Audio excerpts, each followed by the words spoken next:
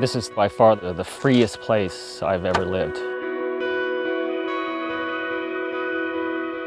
We are on a remote off-grid island between Vancouver Island and the mainland of Canada. What makes this island so unique is it's populated, but it doesn't have a car ferry or electricity coming over here on wires. So that changes everything. It was a kind of a daunting challenge to come here and kind of start a new, very different life. I lived and worked in downtown Vancouver.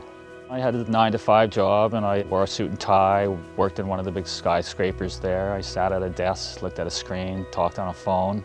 I felt very dissatisfied with the system, and I even felt that my role in the system was very damaging to the planet. No matter how much money I made, at the end of the month, after I paid all my bills, I just had nothing left, and I just wasn't willing to accept that, so I quit everything, renounced the use of money, and moved here. Living off-grid, part of it is growing your own food, and this is called a self-watering garden. The garden is actually built on top of this grassy swamp here, and the water just sort of wicks its way up into the soil. Really all you do is just stick in some seeds, come back in a couple of months and start eating. I get this water, sometimes rainwater, and other times water from a well. You pour water in the top, filters through your standard candle filter into the lower compartment, it comes out clean, you drink it there. When I came here, I kind of started from nothing. It was a bit scary, but I'm glad I did it.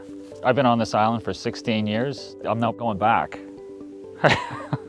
And inside here, we have the shower.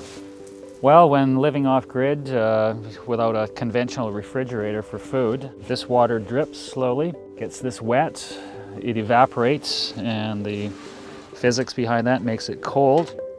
By coming here and altering my lifestyle, I feel a lot happier and a lot healthier. I try to adapt to nature, you know, I tell time by the sun. When it gets light in the morning, I get up. If it gets dark at night, I go to sleep. So I'm living with nature, very connected to it.